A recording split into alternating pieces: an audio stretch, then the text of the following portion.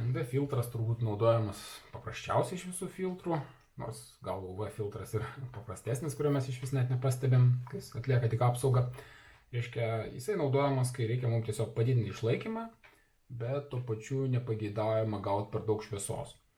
Tai, pavyzdžiui, mums reikia kažkokį tai judesį išplauti, arba dažniausiai naudojama yra vandenį fotografuoti, kai mes, pavyzdžiui, kokį nors krioklį, bangas, dar kažką norime sulieti tokią vientisą gražią švelnią masę, o yra diena ir galbūt netgi yra tam tikra platuma, kurioje yra gausu saulės šviesos, tai tada uždedame fotoaparatui tokius akinius nuo saulės, kas leidžia mums, kaip sakyt, padidinti išlaikymą ir taip suliejame vaizdą.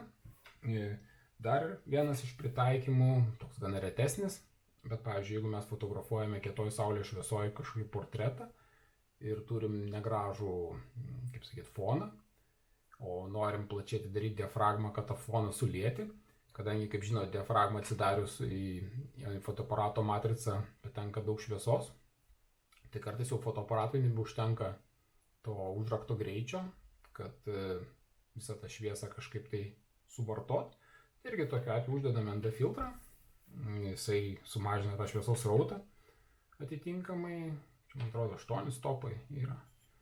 Tai va, ir tada, kaip sakyt, mes užrakto greitis mums pakankamas, diafragma plačiai atidaryta, na ir tokiu atveju nufotografuojame tą šviesų vaizdą, lyg jis būtų tamsesnis.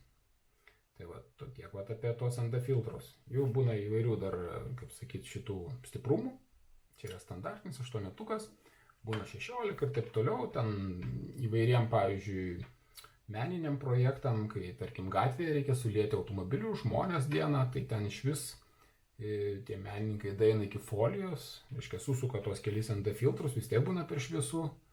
Tai tada ten vos neploną foliją uždeda ND filtrą ir tada jau jie pasiekia tą, kad, pavyzdžiui, pusę valandos ten ar kiek eksponuoja ir gauna labai įdomius efektus, kad, pavyzdžiui, kokia nors judri gatvė yra visiškai tuščia, nes visi judesiai susiliejo. Tai va, teko matyti tokį eksperimentą. Tai va, žodžiu, galima panaudoti pakankamai kūrybiškai.